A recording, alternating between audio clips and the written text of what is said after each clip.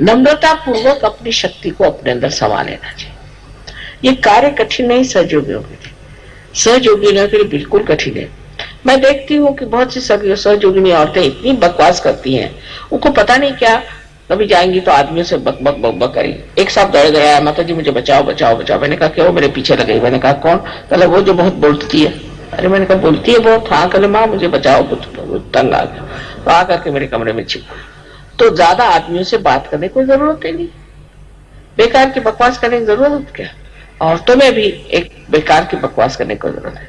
सहयोग में मैंने ये देखा है कि आदमी लोग सीखते हैं, ऐसे औरतों को भी सीखना चाहिए। सहयोग क्या है, इसके चक्र क्या है, कौन से चक्र से आदमी चलता है, कौन से चक्र से उसकी क्या दशा होती है, क्या होती है, इसका पूरा ज्ञान होना चाहिए। ये सब आदमी सीखेंगे तो औरतें पीछे रह जाए। ये सब औरतों को सीखना चाहिए। अब पुरुषों की बात कहना है तो श्री रामचंद्र का हमारे सामने आदर्श है। मुझे लगता है कि इस मामले में मुसलमानों ने हमारे ऊपर बड़ा गजब किया हुआ है। मैं उनको बुरा नहीं कहती, उनके देश में ये बात नहीं है।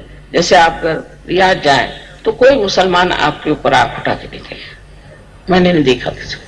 कोई औरत होगी उसकी बड़ी इज्जत करेगा। रास्ते से अगर कोई जा रही है औरत तो वो मोटर रोक लेगा। वहां औरतों की इतनी इज्जत होती है। और हमारे यहाँ जो है पता नहीं क्या होगा, इनका ऐसा उल्टा असर पड़ा है कि हम लोग सोचते हैं कि औरतों को बिल्कुल एक उपभोग की वस्तु, हर औरत की तरफ देखना चाहिए, गर्दन मुड़ जाएगी और देखते रहेंगे। हर स्त्री की ओर नजर डालना ये महापाप और सहयोग में निषिद्ध माना जाता है, बिल्कुल निषिद्ध है। इससे आपकी आंख खराब हो जाएगी पहली चीज, और सहयोग में तो और भी नुकसान हो जाएगा। और अगर वो नहीं हुआ तो अंधे भी हो सकते। कभी कभी मैं देखती हूँ कि लोगों की आंख वैसे कट कट कट कट घूमती रहती, बात एक से करते रहेंगे और आंख घुमाते रहेंगे। अब औरतें भी सीख रही, इससे सबसे बड़ा जो नुकसान होता है वो आपका चित्त है। आपका जो चित्त है वो इधर उधर चल बिचल हो रहा है। वो चित्त अगर चल बिचल होगा तो आत्म साक्षात्कार का क्या फायदा होगा? क्योंकि जो चित्त एकाग्र नहीं होगा वो कार्यान्वित नहीं हो सकता। एकाग्र चित्त ही कार्यान्वित होता है। एकाग्रता को साध्य करना चाहिए। अब विदेश में ये बीमारी बहुत ज्यादा आदमियों को है, औरतों को भी है पर आदमियों को ज्यादा है। तो मैं मुझसे पूछा माँ ये बीमारी, वो अपने जैसे नहीं है, वो इसको कोई बड़ी अच्छी बात नहीं समझते, इसको गंदी चीज समझते। जब से सहयोग में आए सोचते माँ इसको भी इलाज बता। तो मैंने कहा बेटे देखो तुम लोग सिर्फ जमीन की तरफ देख के चलो और 3 फुट से ऊपर देखने की जरूरत नहीं, उससे ऊपर देखने की जरूरत नहीं, और जमीन पे देखे चलो। तो सहयोगी आप पहले पहचान लेंगे। किसी भी आप देश में जाए परदेश में, वो आंख नीचे करके चलता है। 3 फुट तक सब अच्छी चीजें दिखाई देती है। फूल भी 3 फुट तक होते हैं, बच्चे भी 3 फुट तक होते हैं, उससे ऊपर देखने लायक है ही क्या? इस तरह से अपने चित्त को कंट्रोल करना चाहिए। अब श्री राम को तो जरूरत नहीं थी, लेकिन आपके पास का श्री राम का मान है तो आपको उनके जैसे अपने चित्त को कंट्रोल करना चाहिए। और अपने पत्नी से भी यही समझाना चाहिए कि तुम शक्ति हो और हम तुम्हारी इज्जत करते हैं, पर तुम उसके योग्य भी होना चाहिए। जैसे यत्र नार्या पूज्यन्ते तत्र रमन्ते देवता। जहां स्त्री पूजी जाती है वहीं देवता रहते हैं, पर वो पूजनीय भी होना चाहिए। क्या है? बैठ जाइए। अच्छा बैठिए। पूजा में इधर उधर नहीं घूमते। अगर स्त्री पूजनीय है, पूजनते माने पूजनीय तो होना चाहिए। किसी गंदी औरत की कोई पूजा करेगा क्या? किसी दुष्ट औरत की कोई पूजा करेगा? कोई राक्षसी स्वभाव की औरत उसकी कोई पूजा करेगा? तो जो और पूजनीय है वहीं पर उसकी पूजा होनी चाहिए और वहीं देवता रहते हैं। और सबसे पहले बात ये भी जान लेनी चाहिए कि ये हमारे बच्चों की माँ है। अगर पति अपने औरत पे बच्चों के सामने डांटना फटकारना शुरू कर दे, उसकी कोई इज्जत ना रखे, तो कभी भी बच्चे उसका मान नहीं करेंगे। तो इस तरह से जैसे समझ लीजिए कि एक प्राइम मिनिस्टर है, डिप्टी प्राइम मिनिस्टर है। स्त्री को भी पति का कभी भी अपमान नहीं करना चाहिए। तो प्राइम मिनिस्टर से डिप्टी मिनिस्टर पे, प्राइम मिनिस्टर पे सत्ता आती है, फिर वो सत्ता बच्चों में भी आ सकती है। पर अगर आप दोनों भी इस तरह के हो कि जिनको ये अंदाज ही नहीं, औरत चाहती कि मेरा चले, आदमी चाहते मेरा चले, आदमियों को चलाना अगर औरत को आ जाए तो कभी झगड़ा ना हो। लेकिन ये समझना चाहिए कि आदमी को चलाना बहुत ही आसान चीज है, क्योंकि बिल्कुल बच्चों जैसे होते हैं, उनको चलाना बहुत ही आसान है। उनका स्वभाव बच्चों जैसा होता है, भोले भाले होते हैं। उनको बेकार की बातों से परेशान करने से आप चला नहीं सकते, लेकिन उनको भी एक बच्चों जैसे माफ कर दिया जाए। अब बाहर जाते हैं, सबसे लड़ाई झगड़ा करते हैं, आफत उनकी रहती है। घर में आके बीवी पे नहीं बिगड़ेंगे तो बाहर वालों पे बिगड़ेंगे, तो मार खाएंगे। चलो बीवी बिगड़ गए, चलो छोड़ो, क्या है। इस तरह की जब तक स्त्री की भावना पति के तरफ नहीं होगी, तब तक आपस में सामंजस्य नहीं आ सकता, प्यार नहीं आ सकता। लेकिन पति को भी चाहिए कि अपने पत्नी को क्या चाहिए क्या नहीं चाहिए इसका विचार है। लेकिन ये नहीं कि आप पत्नी है, वो कुछ गलत बात बताए, कोई गलत सलाह दे, उस पर जरूर पति को कहना चाहिए कि ये गलत है, ये नहीं मैं करने वाला, ये झूठी बात है, ये मैं नहीं करना। लेकिन छोटी छोटी बातों पर झगड़ा करने की कोई जरूरत नहीं। और छोटी छोटी बातों को झगड़ा करना सहयोगियों को बिल्कुल नहीं शोभा देता। और मुझे बड़ा आश्चर्य होता है कि सहयोगी भी आपस में लड़ते रहते हैं और मुझे आकर बताते हैं कि मेरी बीबी ऐसे, तो बता दो मेरा हस्बैंड ऐसे। नहीं कर, दो आदमी दुनिया में सहयोगी प्रेम से नहीं रह सकते। ये सारे संसार को मैं कह रही हूँ कि हमको सबको प्रेम से रहना है, तो हम सब कैसे प्रेम से रहेंगे बताओ। ऐसी झगड़ा अगर होता रहा तो किस तरह से हो सकता है। तो पहली चीज है कि पति को पूरी तरह से एक, जिसे कहते हैं कि पत्नी के प्रति जागरूक रहना चाहिए और ये जान लेना चाहिए कि सारे संसार की औरतें जो हैं आपके लिए माँ बहन के बराबर। ये अगर सहयोग में आकर नहीं हुआ तो आपका कहीं भी नहीं हो सकता।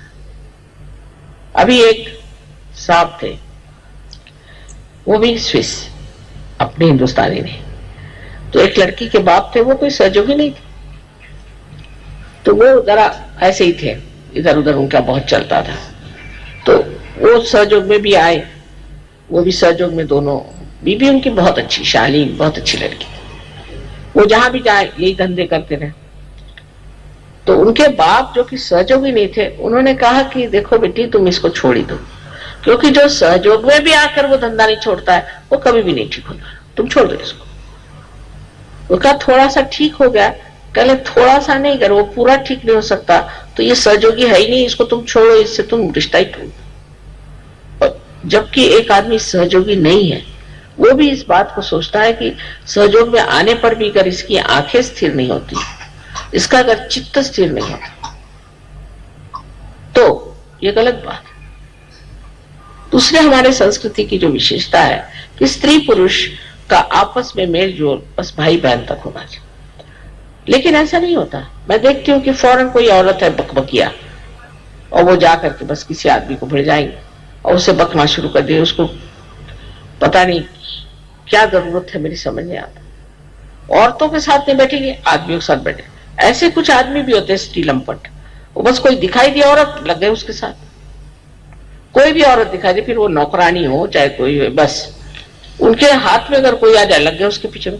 कोई उनको अपना आत्मसम्मान ही नहीं होता है, और इसको वो पुरुषार्थ समझते हैं। अरे भाई, पुरुषार्थ करने वाले जो पुरुषोत्तम है वो तो श्री राम, वो तो वहां बैठे हुए हैं जिनको की कहना चाहिए पुरुषार्थी है, और जो बिल्कुल ही पाताल में है वो अपने को पुरुषार्थी समझते।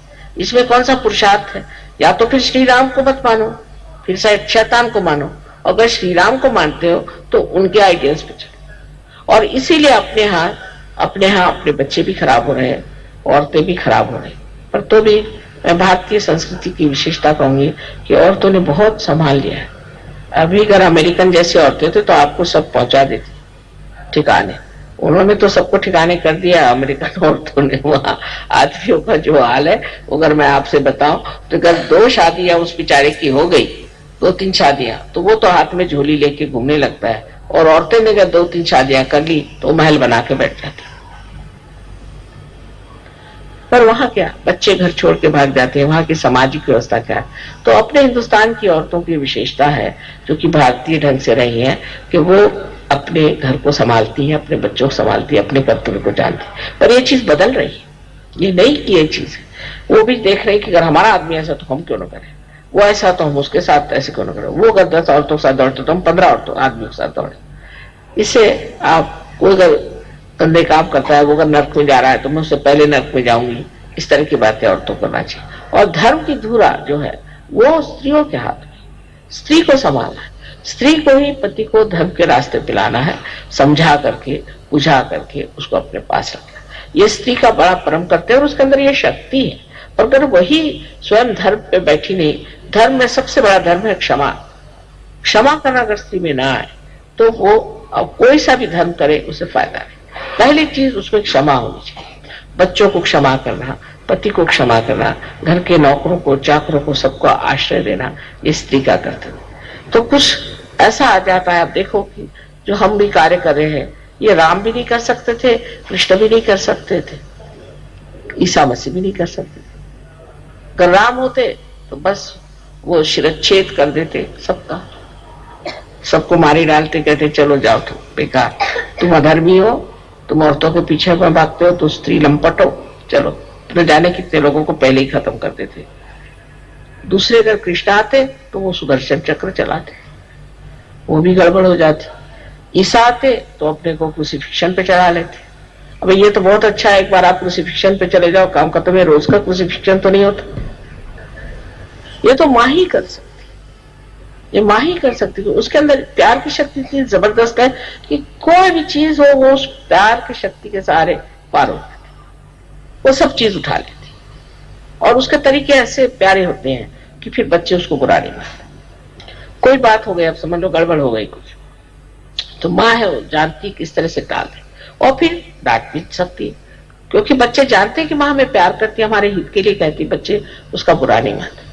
अगर बाप डांट दे तो बच्चे हो सकता है उनसे मुंह मोड़ ले, लेकिन माँ से, क्योंकि माँ का प्यार जो है वो ऐसा है कि निर्वाज, वो कुछ नहीं चाहती अपने लिए, वो ये चाहती मेरे बच्चे ठीक हो जाए, मेरी सारी शक्तियों को प्राप्त करें, अपने अंदर जो भी कुछ मेरा अच्छा है सब प्राप्त करें। ऐसे अगर माँ समझे तो बच्चे ठीक हो जाए। पर बहुत सी माँ बहुत फॉरवर्ड आगाऊ होती, सब चीज में घुसने जाएंगी, सब चीज में बोलने जाएंगी, उसका पति तो बेचारा चुपचाप बैठे रहेगा, यही देवी जी सामने में खड़ी हुई। ऐसे जब होता है तब बच्चे खराब हो जाते, तब संसार में और तरह के बच्चे पैदा होते हैं जो बड़े उत्पाती भी हो सकते हैं और जो बहुत हानिकारक है। स्त्री को पोटेंशियल पीछे रहना चाहिए और पति को आगे रखना चाहिए। ठीक है, जो कुछ भी है पति करे, स्त्री पीछे से उसकी मदद करती रहे, उसी के शक्ति का स्रोत ही स्त्री है, ये समझ लेना चाहिए। तो एक स्त्री को कितना शुद्ध होना चाहिए, कितनी मेहनत करनी चाहिए। आप सब कहेंगे कि माँ सब स्त्रियों पे छोड़ दे, क्योंकि मैं जानती हूँ आप शक्तिशाली, मैं जानती हूँ हमारे अंदर बड़ी शक्ति है, क्योंकि मैं माँ हूं। अब देखिए मेरे ऊपर सबने छोड़ दिया कि हजारों लोगों को पार करो, इतनों को बीमारियां ठीक करो, सुबह से शाम बीमारियां ठीक कर, फिर लोगों को पार करो। ऐसे किसी ने काम किए थे? एक अहिल्या का उद्धार कर दिया, हो गया, उसके बाद किसका उद्धार किया? ईसा मसीह ने सिर्फ कुल मिला के 21 लोगों को ठीक किया। अभी तो मैंने 21,000 लोगों को ठीक किया होता अभी तो। और दुनिया भर में घूमो फिरो, सबका ये करो वो करो, सब चल रहा है, पर कुछ नहीं लगता मुझे, क्योंकि वो शक्ति है ना प्यार की, तो प्यार की शक्ति मेरे से आगे दौड़ती। अभी बाहर निकलने से पहले मैं सोचती हूँ कि एक बार बंधन ले लूं, न जाने कैसे लोग मेरे पैर पकड़े, लेकिन भूल जाती। और जैसे ही कोई सामने ऐसा आ जाता, सब उसकी परेशानी अपने अंदर खींच लेती। वो प्यार ऐसा है कि वो अपने आप ही कार्यान्वित करे, तो उसको मैं जानती हूँ कि ये प्यार है, इसी के सहारे सारा कार्य हो रहा, तो मैं नहीं बुरा मानती, जो भी हो रहा है ठीक है, थोड़ी तकलीफ होगी ना, कोई हर्ज नहीं, ये सब माँ ही कर सकती। और इसलिए मेरा विशेष आप लोगों की तरफ रुख है कि आप समाधान और स्थिरता के साथ कार्य करें। और पुरुषों को भी चाहिए कि अब अपने औरतों की पूरी सहायता करें और उनको समझे, उनका आदर करें। और जब तक दोनों भी पहिए एक रथ के एक जैसे नहीं होते हैं तो रथ घूमता ही रहता है, रथ आगे नहीं जाएगा। दोनों एक ही जैसे होने चाहिए, पर एक लेफ्ट को है, एक राइट को है। लेफ्ट वाला अगर राइट में लगाओ तो लगेगा नहीं, और राइट वाला लेफ्ट पे नहीं लगेगा। इसलिए ये दो तरह के चक्के हैं, और ये दोनों तरह के चक्के चल रहे हैं इसलिए क्योंकि ये एक जैसे भी है और एक जैसे है भी नहीं, एक दूसरों के बिल्कुल जैसे हैं, माने ये ऊंचाई में, लंबाई में, बढ़ाई में, लेकिन इनका कार्य जो है वो अलग अलग है। इसी प्रकार हमारे भी जीवन में होता है। तो श्री रामचंद्र जी ने सिर्फ पति पत्नी का ही विचार नहीं किया,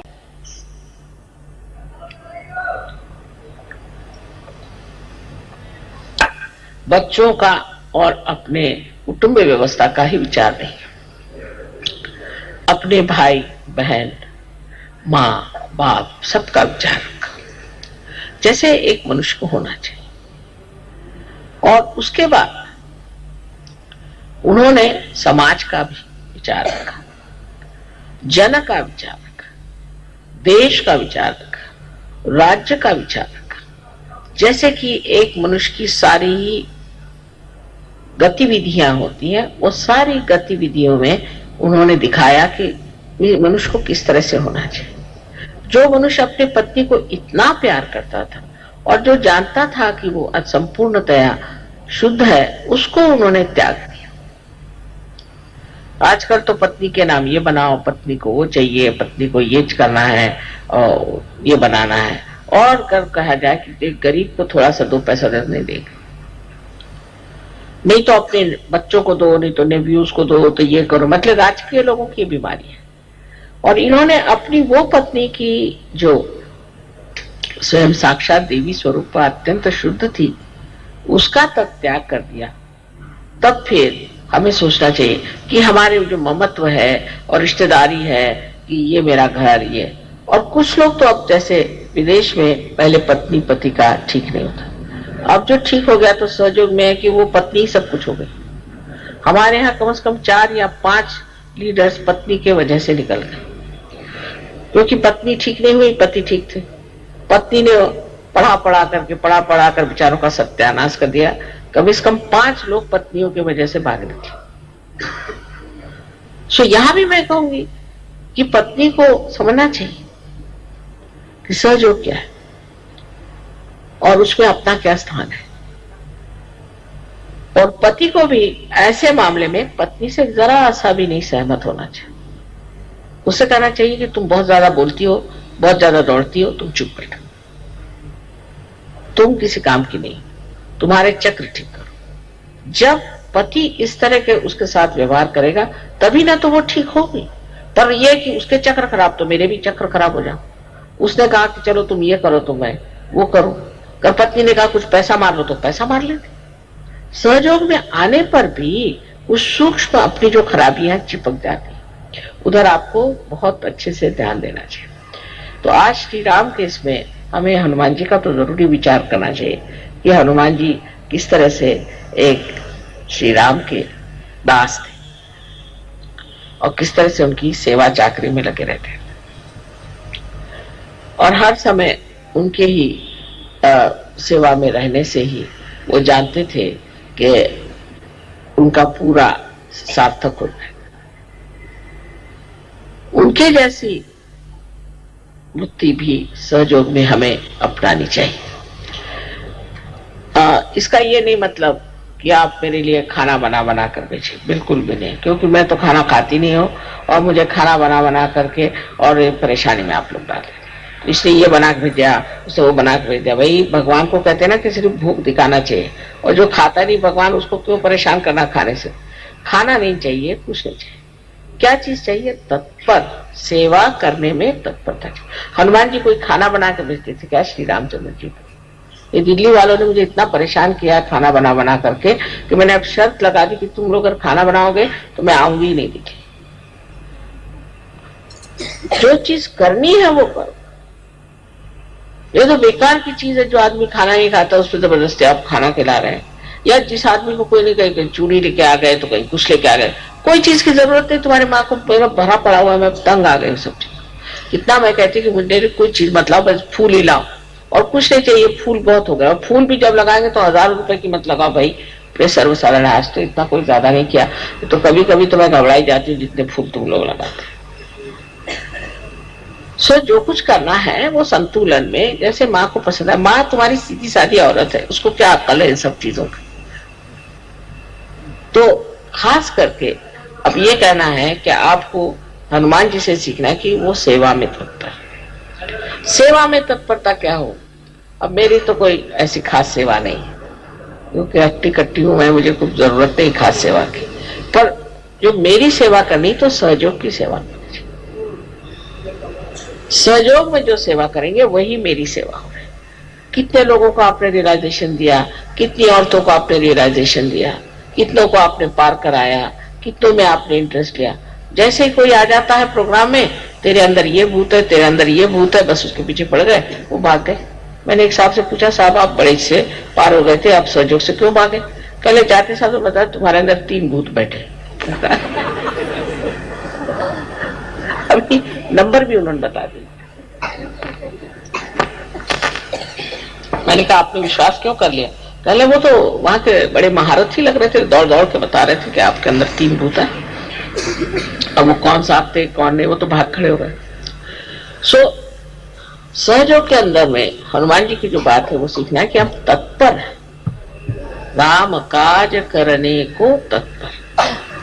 काज कौन सा है हमारा? मेरा काज है सहयोग, मेरा कार्य है सहयोग। कुंडलिनी का जागरण करना, लोगों को पार करना, उनके अंदर शांति लाना, प्रेम लाना, प्रेम की बातें करना, उनसे अपने सहयोग के बारे में सारे चक्र आदि का वर्णन करना, उनको जो चाहिए सो समझाना। अब जब ये कह दिया तो लेक्चरबाजी बहुत होती है। हमारे यहाँ तो कुछ लेक्चर, इतने लेक्चर देने लग गए थे कि मैंने कहा भैया अगर आपने इसको लेक्चर को बंद नहीं किया तो सहयोगी खत्म हो जाए।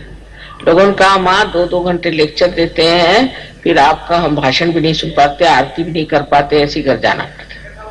फिर उनका लेक्चर बंद करवाए। वो कहने लगे कि मैं जाता हूँ तो पता नहीं क्या हो जाता, मेरा मन करता मैं लेक्चर ही दे दूं, इसको कैसे ठीक कर। मैं कहा भाई देखो मुंह में एक सुपारी रख लो। तो वो पूछते कितनी बड़ी रखो? मैंने जितना बड़ा मुंह से बड़े रखो। तो मैंने कहा जब आपको ये भी नहीं पता कितनी बड़ी सुपारी रखो तो आप सहयोग पे बात क्या करते? इसकी भी तो आपके पास अकल नहीं।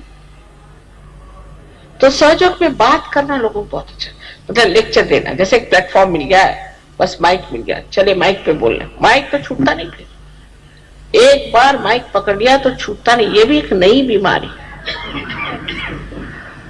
अब उसमें समझ ये लेना है कि काहे को लेक्चर देना, माँ के इतने लेक्चर हैं भाई, यही सुनो। तो अब जब भी फंक्शन आप लोगों का यहाँ ये हो, उसमें आप मेरा एक चाहे तो वीडियो लगा दो, चाहे तो मेरा टेप सुना दो, उसके बाद उनको कागज पेंसिल दे दो कि भाई तुमको जो कुछ लिखना है लिखो, कोई प्रश्न हो बता दो, और उसके बाद में उनकी जागृति कर दो और उनसे कहना कि नेक्स्ट टाइम आपको जो कुछ प्रॉब्लम है लिखे लाइए। तो शुरू उनका जो प्रॉब्लम है, किसी बीमारी है, किसी को तकलीफ है, कुछ है। अब ऐसे भी लोग हैं कि जो एक आदमी है, अब वो कलकत्ते भी आएगा किसी को ठीक करने, वो जाएगा, उसको जाना हो तो अब लोग बुला रहे हैं कि तुम वहां चलो ठीक करने के लिए रशिया में। एक ही आदमी हनुमान जी जैसे दौड़ता रहे, इधर से उधर, उधर से उधर, बस। सब लोग आप ठीक कर सकते हैं, सब लोग आप लोगों को ठीक कर सकते हैं, सब औरतें ठीक कर सकती हैं, आदमी ठीक कर सकते हैं, पर कोई हाथ ही नहीं डालता। लेक्चर देने से यह है कि सब लोग देखें कितने लोगों को बीमारी ठीक करते। पता नहीं क्या बात है कि एक ही आदमी अभी तक सारे हिंदुस्तान में है जो लोगों को ठीक कर सकता है। हालांकि लंदन में कम से कम 15-20 लोग हैं जो लोगों को ठीक करते हैं, फ्रांस में लोग हैं वो लोगों को ठीक करते हैं। तो ये ठीक करने का तरीका क्या है, ये सीख लेना चाहिए और बंधन लेकर के ठीक करना चाहिए लोगों को। उसके लिए अब आप क्या बाहर से बुलाएंगे लोगों को? और आप सहयोगी किस दिन के लिए आप बैज लगा के घूमते हैं, आप ठीक भी नहीं कर सकते, फिर बैज उतार दो। अपने को भी नहीं ठीक कर सकते, अपनी भी बीमारी नहीं ठीक कर सकते, तो दूसरों क्या ठीक करो? तो ये बात होनी चाहिए कि सबको ठीक करने का इल्लोधार जो है उसकी सबको शक्ति दे दी गई, उसको आप लोग सीख लें, उसको मास्टर करें। और अब बजाय इसके कि कलकत्ते कोई आए, कलकत्ते से लोग जाए दूसरों को ठीक करने, इसमें हिम्मत की जरा सी बात है, कुछ नहीं होने वाला तुमको। तुम न तो कोई बीमार हो सकते हो, न कुछ हो सकता है। जो लोग जितना सहयोग में कार्य करेंगे उतने गहरे उतरेंगे, क्योंकि जैसा पेड़ है वो जितना फैलेगा उतना ही गहरा उतरेगा। सहयोग में और इनका अवतरण में एक बड़ा भारी फर्क है कि पहले उन्होंने कोई सामाजिकता से अध्यात्म नहीं दिया था। ये शक्तियां किसी को दी नहीं थी, समाज के लिए मिली नहीं थी। एक आध आदमी को शक्तियां मिली थी, जैसे कि राजा जनक ने नचिकेता को आत्म साक्षात्कार दिया। लेकिन अब तो आप सबके पास ये शक्तियां प्राप्त है, बस इसको ऐसा बढ़ाइए कि आपको कोई भी चीज की जरूरत ही ना रह जाए। आप अपनी तबीयत ठीक कर लीजिए, दूसरों की तबीयत ठीक कर लीजिए, आप सहयोग समझ लीजिए, सब कुछ आपके पास है। लेकिन अभी भी आपका चित्त पता नहीं कहां घूम रहा है, आप लोग पता नहीं किस चीज के पीछे में भाग रहे हैं कि अभी आपने इस चीज को पकड़ा ही नहीं।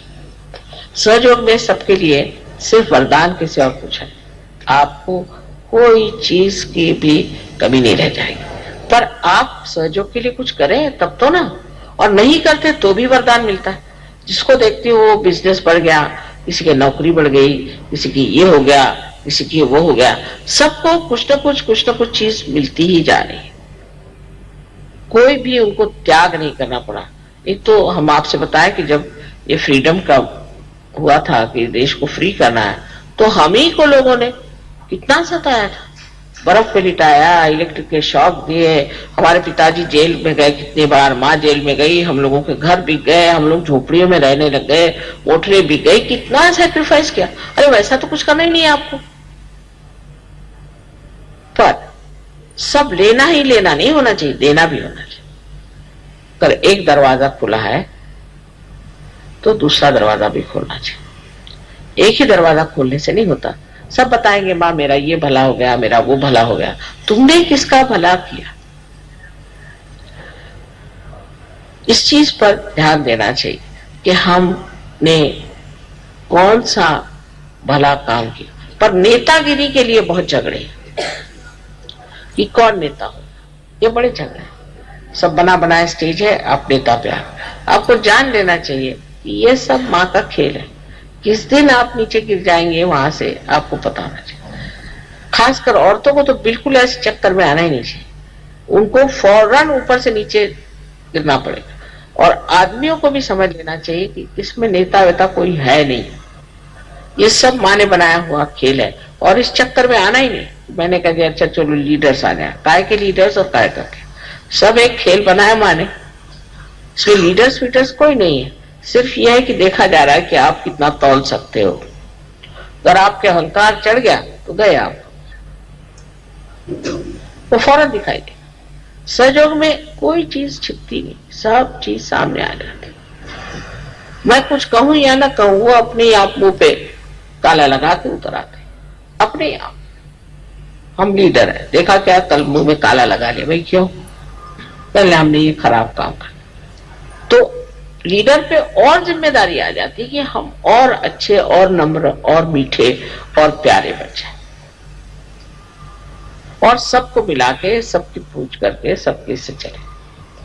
अब ये सब चीजें आज रामचंद्र जी के विशेष दिवस पर हमें मानना चाहिए कि उन्होंने जो कुछ भी जीवन में करके दिखाया, उसका कुछ भी अंश हम करके दिखाया तो माँ के जीवन को भी चार चांद लग जाएंगे। उन्होंने इतने दिन वनवास किया, वनवास में रहे, जंगलों में बगैर कुछ पहने हुए घूमे फिरे, कितनी मेहनत करी, और सिर्फ अपने पिता की आज्ञा मानने के लिए उन्होंने कार्य किया। अब मेरी आज्ञा मानने के लिए आप लोग सिर्फ कोई वनवास जाने की जरूरत नहीं, आपको नंगे पैर घूमने की जरूरत नहीं, भूखे रहने की जरूरत नहीं, कुछ नहीं करने की जरूरत, सब व्यवस्था है। लेकिन सहयोग में आपको लोगों को ठीक करना आना चाहिए, लोगों की बीमारियां ठीक करनी आनी चाहिए, और आपको सहयोग के बारे में सब कुछ मालूम होना चाहिए। और सबसे बड़ी जाननी चाहिए चीज कि सहयोग ये प्रेम है, ये प्रेम की शक्ति जो कार्य कर रहा है और कोई नहीं, और उसी से सब लोगों का भला हो सकता है। ये कोई एक आदमी के लिए नहीं है, एक विशेष लोगों के लिए नहीं है, ये कोई एक देश के लिए नहीं है, ये है सारे विश्व के लिए। तो एक ये भी देखना चाहिए कि हमारा चित्त कैसा है, कहाँ जाता है। बार बार करके हमारा चित्त जाता है, उसको चित्त को निरोध करना चाहिए, रोकना चाहिए। उसमें आत्मा की शक्ति पूरी तरह से भरनी चाहिए और मनुष्य को एकाग्र होकर के हर कार्य को करना चाहिए। भक्ति भाव से, प्रेम से अगर जो करेगा वो बहुत गहरा उतरेगा, और नहीं तो ऐसे ही कचरा बहुत होता है, और कचरे का जो अंत होता है वो भी आप जानते हैं। तो आपको अगर कचरा बनना है और आप अपने को बहुत विशेष समझ रहे हैं कि हम बड़े अच्छे हैं, हम तो ये कर लेते वो कर लेते, तो पहली चीज है कि नम्रता रखो, मेरे प्रति नहीं सबके प्रति नम्रता से बात करो और प्रेम से बात करो। देखना यही जो मनुष्य आज एक मानव है, बेकार चीज है, वही सहयोग में आते साथ कमल जैसे खिल जाता है और उसका सुगंध चारों ओर फैलता है। लोग मुझे आके फौरन बता देते, माँ ये आदमी है ना कमाल का, ये बस ऐसे आदमी।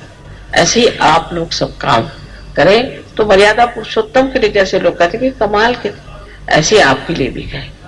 सबसे बड़ी चीज है कि मेरे लिए तो आप ही राम का मंदिर है और आप ही इस मंदिर को अपने अंदर बनाए और उसकी पूजा हो और उसको संभाले, उसको देखें और अपने आत्मसम्मान के साथ रहे, अपने आत्म साक्षात्कार का पूरा फायदा भी उठा रहे और उसी के साथ उसकी पूरी इज्जत और उसके प्रति भक्ति होनी चाहिए कि अब हम आत्म साक्षात्कारी, हम ऐसे कैसे कर सकते, हम योगी हैं, हम नहीं कर सकते, हमसे नहीं हो सकता, ये गलत काम। और आप देखिए कि एकदम आशीर्वाद उसी के साथ आ जाए, एकदम उसी वक्त। ये तो वो रोकड़ा देवी नाम रखा है लोगों ने मेरा, कि हमने बस तय कर लिया और फौरन उसका आ गया। इतना इसका परिणाम, इसका लाभ सबको हो रहा है, सिर्फ उस लाभ के अनुसार आप भी दुनिया को लाभ दें। जैसे कि श्री राम ने अपनी सारी शक्तियां इसमें लगा दी कि जन का हित हो, संसार में एक आदर्श पुरुष की एक मूर्ति बन जाए जिसको लोग देखें। जिस वक्त ये हमारे अंदर घटित हो जाएगा, आपको आश्चर्य होगा कि आप सब के सब कहां से कहां पहुंच जाएंगे। आपके अंदर कोई बीमारियां नहीं रहनी चाहिए, सब बीमारियां चली जानी चाहिए। उसको साफ कर दीजिए, जो आपकी आदतें हैं उसको आप बदल दीजिए, जो जरूरत है वो खाइए, जो जरूरत है उतना बोलिए, सबको आप देख ले रहे और इसके लिए अपने अंदर आप मनस, जिसको कहते हैं कि इंट्रोस्पेक्शन, अपने और देखना, अपने और देखना, अंतर निरीक्षण, इसको कि देखते रहना, क्या करा मैं, कि ये क्यों करा मैं, वो क्यों करा, मुझे क्या करने की जरूरत है, इसकी कोई जरूरत नहीं, मैं सहयोग हूं, मैं ऐसा क्यों करा, मेरा ये कहां जा रहा दिमाग, रुक जाओ। पूरी समय इस तरह करने से ही आप ध्यान में हो जाए और स्वयं आपकी कुंडलिनी इससे बहुत संतुष्ट होकर और आपको ऐसा आनंद प्रदान करे कि आप कहेंगे माँ ये क्या मिल गया हमको। लेकिन जब आप इसमें फिसल पड़िएगा फिर आप जानिएगा ये चीज क्या है। बस इसमें फिसल पड़ना है, तभी तक की थोड़ी बहुत मेहनत है। आज मैंने कहा था कि रामचंद्र जी का तो 12 बजे जन्म हुआ था, तो आराम से ही पूजा होने दो और ठीक हो रहा है। इसमें रामचंद्र जी की पूजा में तो कोई खास काम नहीं है और मतलब बिचौड़ी पूजा भी नहीं है, लेकिन इसमें समझने की जरूर बात है, क्योंकि वो मनुष्य स्वरूप थे और मनुष्य स्वरूप जो है वो अपने अंदर जो मनुष्यता है, जिससे हम चीज को समझते हैं, इससे हमारे बुद्धि में, हमारे जिज्ञासा में और हमारे विचारों में परिवर्तन आ जाए, वो चीज श्री राम है। उन्हीं के माध्यम से हमारे विचार बदल सकते हैं, उन्हीं के माध्यम से हमारा स्वभाव बदल सकता है, क्योंकि हमारे लिए एक वो आदर्श है। उनके आदर्श तक पहुंचने के बाद ही दूसरे आप आदर्शों तक पहुंच सकते हैं, क्योंकि वो मनुष्य का आदर्श है। कितनी बड़ी चीज है कि परमात्मा मनुष्य बनकर इस संसार में आए कि इनके लिए हम आदर्श बन जाए और सब विपत्तियां उठाई, सब आफतें उठाई, दिखाने के लिए कि कोई सी भी विपत्ति और आफत आती है, मनुष्य को अपना धर्म नहीं छोड़ना चाहिए, विश्व धर्म नहीं छोड़ना चाहिए और अपना योग है उसमें बने रहना चाहिए। आप सबको हमारा अनंत आशीर्वाद।